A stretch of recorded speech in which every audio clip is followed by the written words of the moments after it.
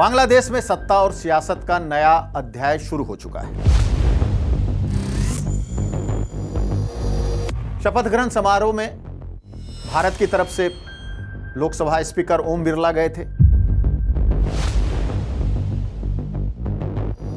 तारिक रहमान नए प्रधानमंत्री की शपथ ले चुके हैं। आमीन तारिक रहमान। कैबिनेट में करीब 50 से ज्यादा मंत्री हैं। बांग्लादेश में सत्ता और सियासत का नया अध्याय शुरू हो चुका है। तारिक रहमान नए प्रधानमंत्री की शपथ ले चुके हैं। कैबिनेट में करीब 50 से ज्यादा मंत्री हैं। एक हिंदू मंत्री भी है, उनके बारे में भी बताएंगे। और जिस तरह से बांग्लादेश के कट्टरपंथी जमात की विदाई हुई है, बुरी तरह हारी और जैसी विदाई हुई है वो बेहद शर्मनाक है।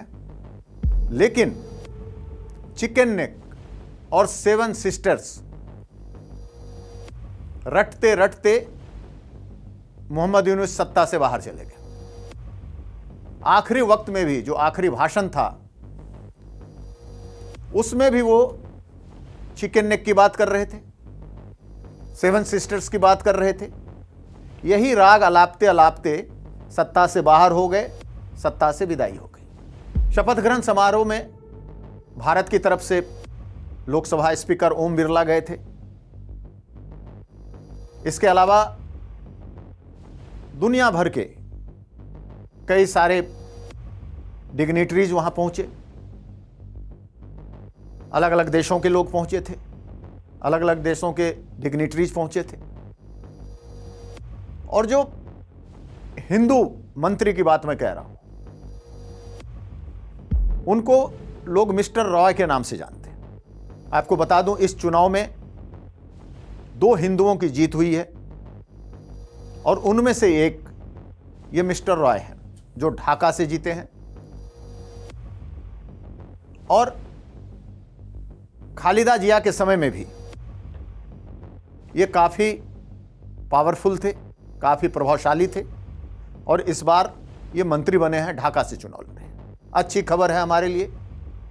वो देश जहां 90% आबादी मुसलमानों की है, हिंदुओं पर जिस तरह से जुल्म होते हैं, जिस तरह से हिंदुओं पर वहां हमले होते हैं, मंदिर तोड़े जाते हैं, ऐसे में एक प्रभावशाली हिंदू का मंत्री बनना अच्छी खबर है हमारे लिए, हिंदुओं के लिए, अल्पसंख्यकों के लिए, भारत के लिए। उधर 2 खबरें और आ रही हैं। एक तो शैडो कैबिनेट की। शैडो कैबिनेट एक तरह से कहें कि तारिक रहमान पर अंकुश लगाने के लिए। शैडो कैबिनेट, यह भी मैं बताऊंगा शैडो कैबिनेट क्या होता है, कैसे चलता है शैडो कैबिनेट, किन किन देशों में शैडो कैबिनेट है। और दूसरा, शपथ ग्रहण से पहले से ही मोहम्मद यूनुस के करीबी जो थे वो देश छोड़कर भागने लगे। अब वहां मांग उठने लगी है कि पहले सरकार शपथ ले चुकी है, ये खुलासा करे कि कौन कौन लोग देश छोड़कर भाग चुके हैं, कहां कहां गए। कई सारे नाम आ रहे हैं। क्यों गए? क्या भ्रष्टाचार में लिप्त थे ये? क्या इन्हें कार्रवाई का डर हो रहा है? क्यों भागे आखिर देश छोड़ के शपथ ग्रहण से पहले ही? यानी शपथ ग्रहण तो दूर की बात है, जिस दिन चुनाव के नतीजे आए उसी दिन से मोहम्मद यूनुस के करीबी देश छोड़कर भागने लगे। सबसे पहले भागने वालों में मोहम्मद यूनुस के स्पेशल असिस्टेंट फैज थे। जिस दिन चुनाव के नतीजे आए अगले दिन फ्लाइट से वो जर्मनी भाग गए। इसके अलावा और भी कई करीबी लोग हैं, उनके परिवार के लोग हैं जो देश छोड़कर भाग रहे हैं। और अब मांग उठने लगी है कि इनकी जांच हो, ये कहां गए, क्यों गए, और इन्हें वापस लाकर कार्रवाई कीजिए। तो सत्ता संभालते ही रहमान के सामने एक बड़ी चुनौती ये भी आ गई। शपथ ग्रहण पारंपरिक तरीके से थोड़ा अलग हुआ।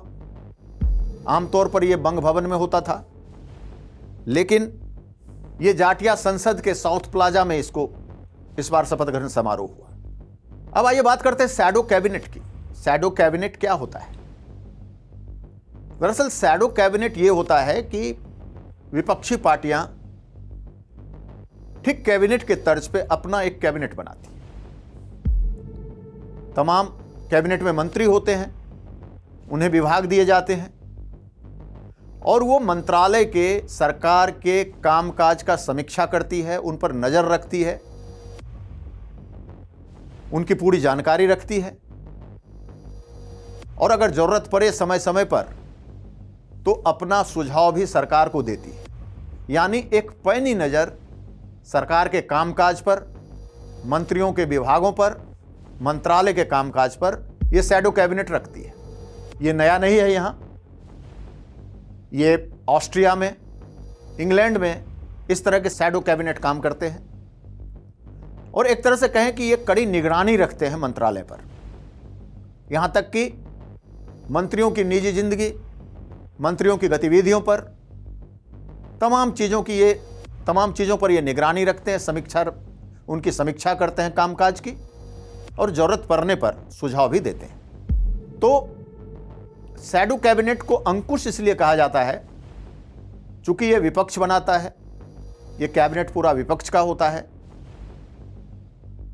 तो सरकार और विपक्ष के बीच छोटी छोटी बातों को लेकर टकराव खूब होता है। ऐसे पॉलिसीज को लेकर कई ऐसी पॉलिसीज होती हैं जो सरकार मंत्रालय लाना चाहती है लेकिन विपक्ष को पसंद नहीं आता। ऐसे में टकराव की संभावना काफी ज्यादा होती है। तो एक शैडो कैबिनेट का ऐलान हो चुका है। यह रहमान के लिए पर अंकुश लगाने के लिए, जाहिर सी बात है, यह रहमान के लिए बहुत सुकून वाली खबर नहीं है। विदेश भागने वाली बात हमने कही, वो भी रहमान के लिए, तारिक रहमान के लिए सुकून देने वाली खबर नहीं है। क्योंकि जरा कल्पना करें कि एक समानांतर सरकार हो और आप पर नजर रखे, आपके कामकाज में दखलंदाजी दे। ऐसे में स्वतंत्र होकर सरकार चलाना थोड़ा मुश्किल होता है। हालांकि इसके फायदे भी हैं, काफी फायदे होते हैं, लेकिन नुकसान भी काफी होते हैं। तीसरी जो एक जानकारी और मैं आपको दे रहा हूं वो ये कि दशकों के बाद बांग्लादेश को पुरुष पीएम मिला है।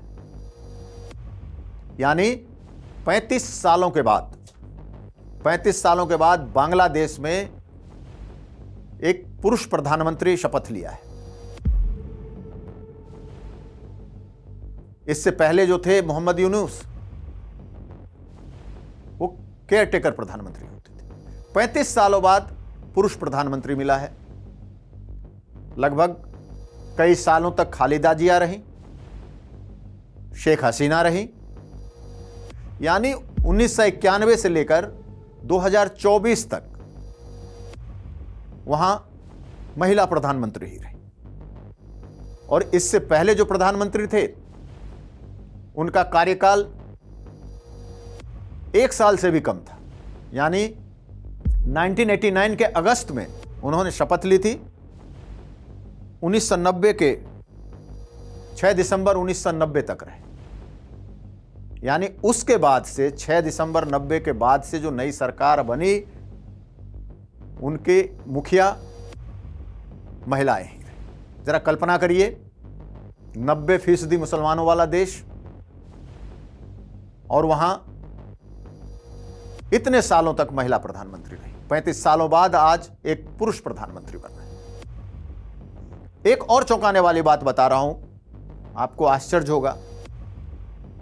अब तक किसी भी प्रधानमंत्री ने, वहां पुरुष प्रधानमंत्री ने अपना 5 साल का कार्यकाल पूरा नहीं किया। यानी जो भी पुरुष प्रधानमंत्री इससे पहले भी रहे, कोई 1 साल, कोई 1.5 साल, कोई 6 महीने, किसी ने अपना 5 साल का टर्म पूरा नहीं किया। यह आंकड़ा भी बेहद ही चौंकाने वाला है। मैंने आपको बताया मुस्लिम बहुल देश है, 90% आबादी मुसलमानों की है, लेकिन वहां का संविधान सेक्युलर है, लेकिन राज्य धर्म इस्लाम है। तो शपथ ग्रहण हो चुका है। नई सरकार के सामने जो कहते हैं सिर मुराते ही ओले पड़ना, मैंने 2 बातें बताई, आंकड़े बताए आपको, अब थोड़ा सा भारत के संदर्भ में भी बात करते हैं। इससे पहले भी हमने इन चीज़ों पे काफ़ी बात की है। आज मैं आपको बताऊंगा कि किन 2 कारणों से भारत से संबंध बिगड़ सकते हैं, साथ ही चीन को लेकर, चीन बांग्लादेश का क्या होगा। जो 2 कारणों की बात मैं कह रहा हूं, पहला कारण शेख हसीना। शेख हसीना का भारत में रहना बांग्लादेश और भारत के संबंधों की दिशा तय करने में काफी अहम होगा। हालांकि बीएनपी ने कहा कि शेख हसीना के भारत में रहने से कोई फर्क नहीं पड़ता, लेकिन जिस तरह से लोगों का दबाव है, जिस तरह से लोगों में वहां इस बात को लेकर आक्रोश है, ये अगर दबाव बढ़ता है और प्रत्यार्पण की बात होती है तो फिर दोनों देशों के संबंध खराब हो सकते हैं। भारत के लिए मुश्किल खड़ी हो सकती है कि वो क्या करे, शेख हसीना का प्रत्यार्पण करे या बांग्लादेश से संबंध बिगाड़े। दूसरी जो तिस्ता जल संधि है, तिस्ता के जल का बंटवारा, तिस्ता नदी के जल का बंटवारा, अभी वहां के सलाहकार ने कहा था, रहमान के सलाहकार ने कहा कि वो जो भी फैसला करेंगे बांग्लादेश के हित को ध्यान में रखते हुए करेंगे। ऐसे में कई ऐसी चीजें होंगी जिनमें मामला अटक सकता है, संबंध खराब होने की संभावना बढ़ सकती है। लेकिन मजबूरी है बांग्लादेश की। आपको बताएं कि 94% जो बॉर्डर है वो भारत से लगता है, 94%। 94% का मतलब है व्यापार से लेकर तमाम चीजें भारत पे काफी ज्यादा डिपेंडेंट है, काफी ज्यादा भारत पर आश्रित है। हाल के दिनों में जब मोहम्मद यूनुस लगातार भारत के खिलाफ आग उगल रहे थे और भारत ने भी जब सख्ती दिखाई तो बांग्लादेश का क्या हाल हुआ था आर्थिक मोर्चे पर, यह सबको पता है। तो जाहिर सी बात है बांग्लादेश की नई सरकार, रहमान की सरकार, इन चीजों का आकलन करेगी और सावधानी से आगे बढ़ेगी। रही बात चीन की, तो चीन ने पिछले कुछ सालों में बांग्लादेश में लॉन्ग टर्म इन्वेस्टमेंट काफी ज्यादा की है। लॉन्ग टर्म इन्वेस्टमेंट का मतलब यह है कि चीन का स्टेक बांग्लादेश में काफी ज्यादा है। लेकिन अगर भारत से संबंध अच्छे होते हैं तो जाहिर सी बात है भारत की यह कोशिश होगी, दबाव बढ़ेगा कि चीन की दखलंदाजी, चीन की पैठ बांग्लादेश में कम हो। ऐसे में चीन का रवैया बांग्लादेश को लेकर उग्र हो सकता है। बॉर्डर सिक्योरिटी का मुद्दा है, जो हमने कहा बॉर्डर 94% बॉर्डर लगते हैं, घुसपैठ से लेकर बॉर्डर सिक्योरिटी, नॉर्थ ईस्ट के जो उग्रवादी संगठन हैं, ये सब मुद्दे तो होंगे ही, इन पर भी बात होगी। लेकिन कुल मिलाकर ये कहें कि जो रिश्तों में जो मिठास, जो मजबूती शेख हसीना के समय थी, उतनी तो उम्मीद नहीं की जा रही। लेकिन तारिक रहमान से इतनी उम्मीद की जा रही है कि दोनों देशों के संबंध फिर से पटरी पर आएंगे और दोनों देश मिलकर आगे बढ़ेंगे, चाहे वो व्यापार में हो, बॉर्डर मुद्दे पर हो, बाकी मुद्दे पर हो। और जाते जाते ये फ्रस्ट्रेशन कह सकता हूं यूनुस का, उनकी टिस कह सकता हूं जो उनके मन में लगातार था, चाहे वो चीन के उकसावे पर हो या पाकिस्तान के उकसावे पर, वही राग छेड़ा उन्होंने चिकन नेक का, 7 सिस्टर्स का। एक कहते हैं ना, दिन में सपने देखना, तो सपना देखते देखते यूनुस सत्ता से बाहर हो गए और अब नई सरकार से हमें बहुत उम्मीद है, काफी ज्यादा उम्मीदें हैं और भारत ने अपनी तरफ से पहल भी की है। तो उम्मीद करिए कि दोनों देशों के बीच रिश्ते अच्छे रहेंगे। धन्यवाद।